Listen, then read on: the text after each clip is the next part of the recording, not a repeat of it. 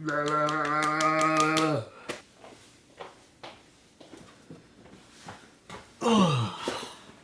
right. Hi, everyone. What? Sit down, then talk. Sit down, then talk. Okay? Here we go. All right. Okay. Hi, everyone. My name is Gavin, and I'm a 25-year-old PhD student studying engineering, but in my free time, I really enjoy reading. And so that's what this channel will be about. It'll be about the books that I've read and the books that I guess I plan to read and just my thoughts on books in general. So today I'm going to be talking about the books that I read in the first 3 months of 2026. And I've got 12 books here, and I'll be talking about them in ascending order from the books that I liked the least to the books that I liked the most. Although I wouldn't say there are any bad books in this stack. All of them are really good. I've been selective with what I read this year because there's a bunch of books on my TBR, and decided to actually just go with the ones that I think I'll enjoy instead of maybe saving them for later. So yeah, let's get into it. So to start off, we have the 13th book. There's only 12, but this is what I'm currently reading. And this is The Last Lion by William Manchester. And this is the first in a 3-volume set about Winston Churchill. It's a biography. And really colorful character Winston Churchill is. Lots of great quotes in this book. One of which is he's talking to his political rival and he calls him a sheep in sheep's clothing, which I think is really funny. But maybe the best part about this book is that I'm listening to it. It's an audiobook, and the narrator insists on using like an accent for Winston Churchill, no matter Winston Churchill's age. So he speaks as Churchill, even when Churchill's like a 4-year-old boy, all the way up in his 30s, where I think this book, where I am now at least in it, like halfway through.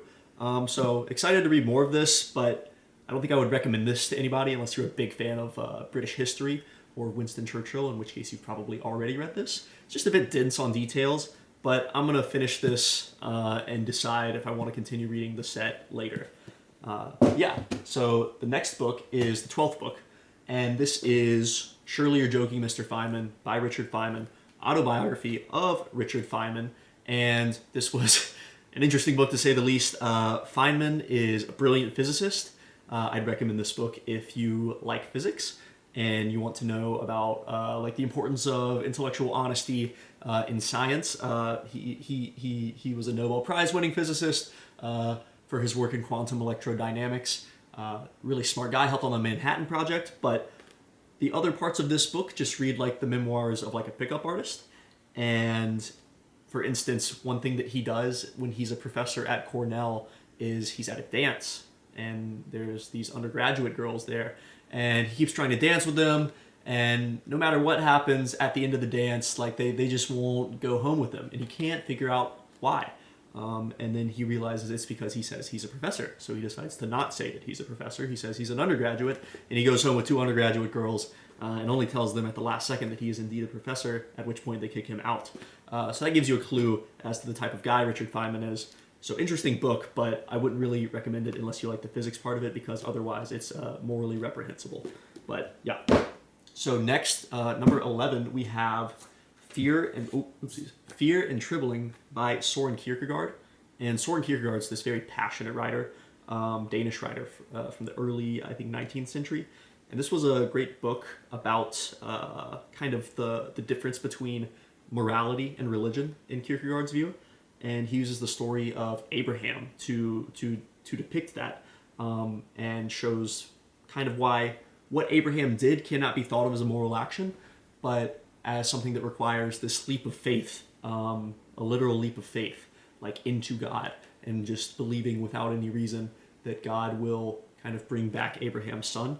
And Kierkegaard himself can never see him doing this act that Abraham does. So that adds to the passion of the book. I'd recommend this if you're into Christianity or religion. I'm not, but I just like this idea of a leap of faith. So that's what interested me in this book.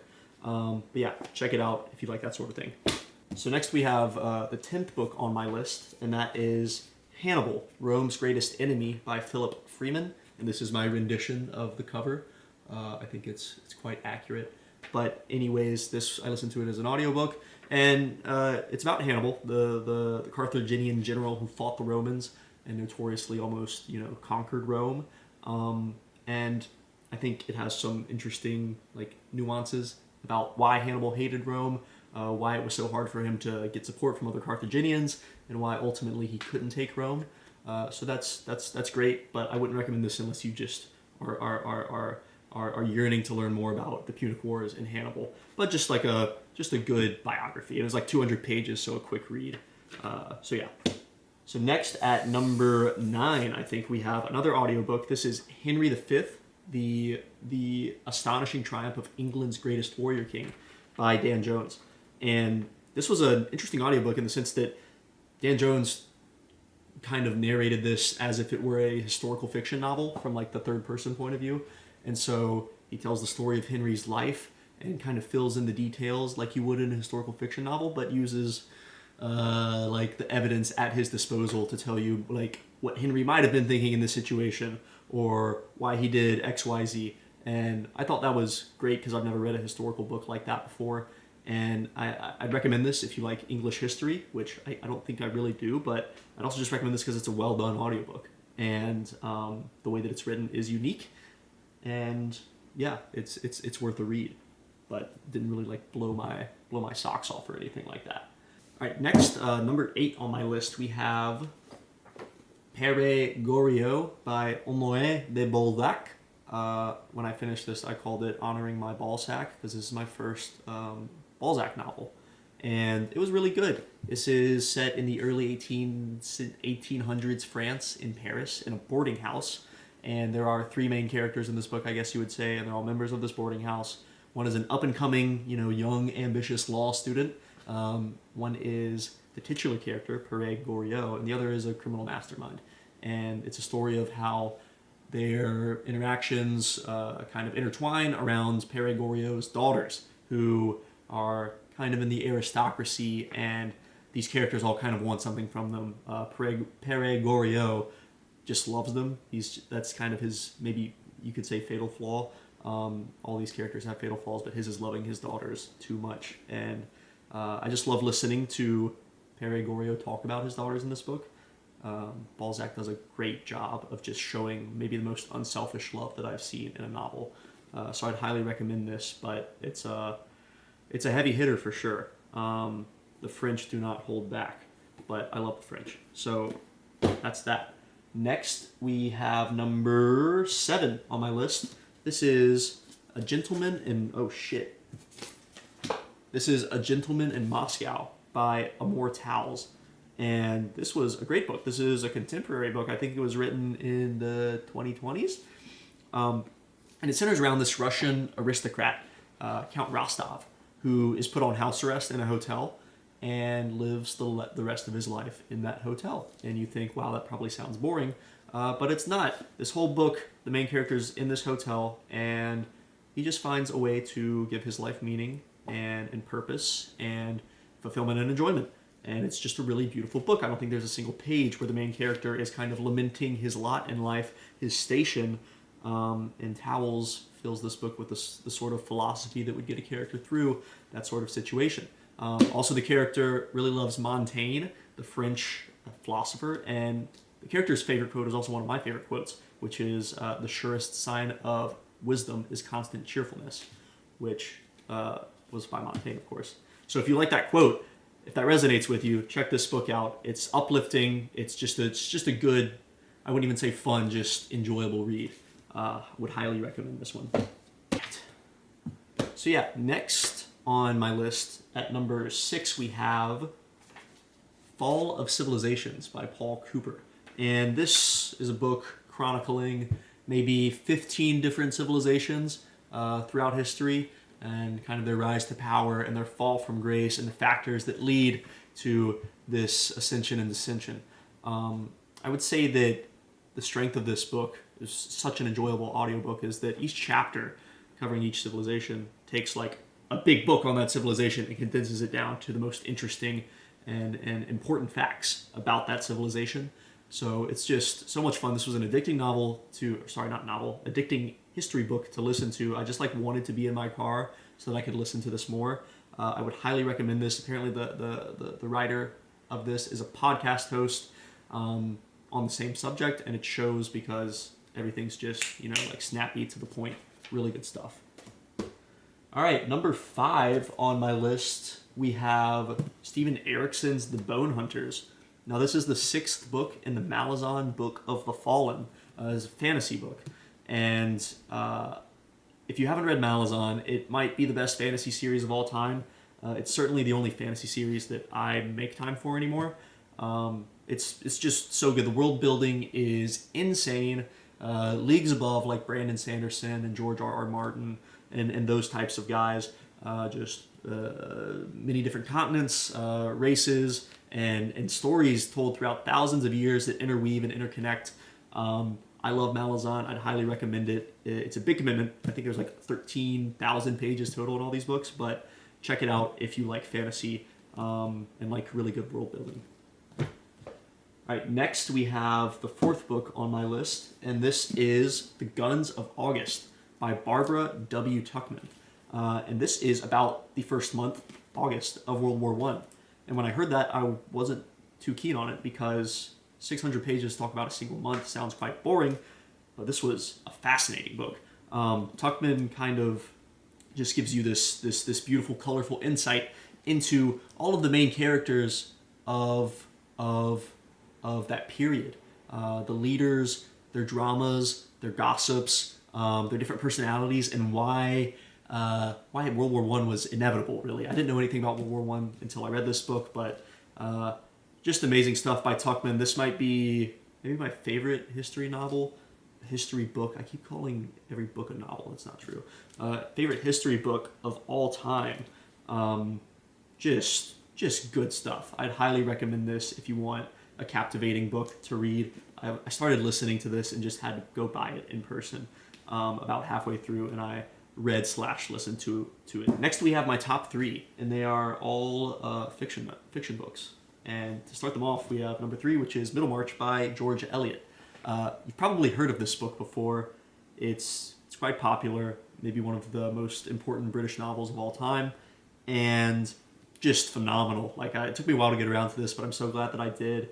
It covers maybe 3 main characters in the town of Middlemarch in England, and how their choices overlap and intertwine to kind of dictate their own futures and the future of this community of Middlemarch.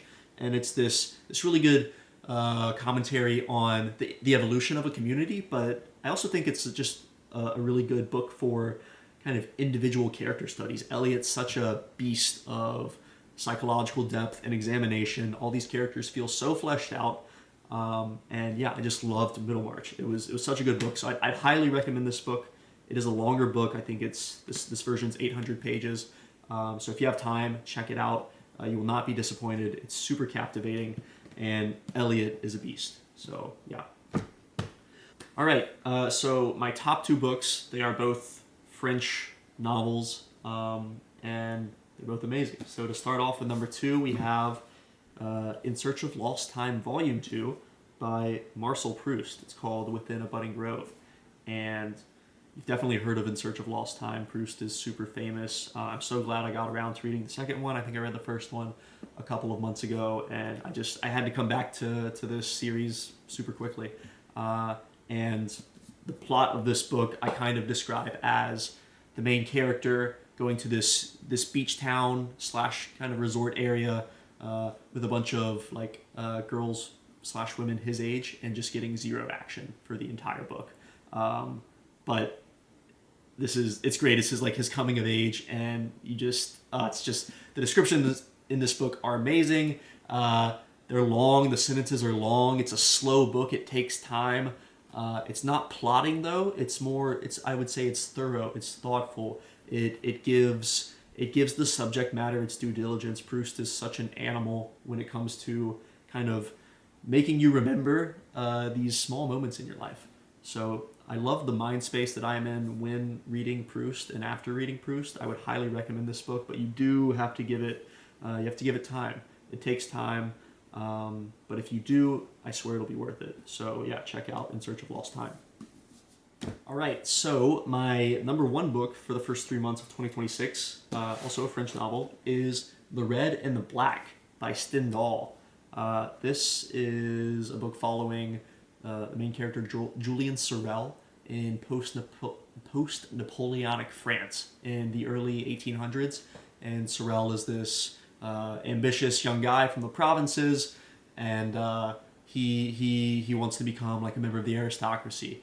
And the title of the book, The Red and the Black, supposedly describes the two paths to making your way in the world in this age. The red being like becoming a general, like serving under Napoleon, that sort of thing, and then the black being the priesthood. And Julian goes down the path of the priesthood. He's this super smart guy. He memorizes the entire Bible in Latin and uses this super unique skill to impress people and move up in the world. And it's this novel of ambition and the follies of ambition. Stendhal is like the father of psychological realism. And I mean, usually the father of a genre is not the best of that genre, but like this is definitely one of the best of the genre of psychological realism. Stendhal is a master. I think more people should read him. And yeah, I love The Red and the Black. I would highly, highly recommend it. It reads pretty quickly. Like it's a captivating novel. So yeah, check out The Red and the Black by Stendhal. Just killed the gnat, I think. I think I got him. Yeah, that is it for me today, guys. Those were the 12 to 13 books that I read in the first 3 months of 2026. I will probably do another one of these videos for the second quarter of 2026. Let me know if that's something you want to see, or if there's any other type of video that I should maybe do. And yeah, I hope you're reading stuff. I hope you're enjoying books. I hope you're taking your time with things and just trying to enrich your life with them, because I think that's what books are for. And yeah, let me know if you've read any of these books, if you like them or dislike them. Yeah, have a great rest of your day, whatever you are doing. Hopefully it's not something boring. And if it is, don't do that. Boring things are boring. But yeah, bye.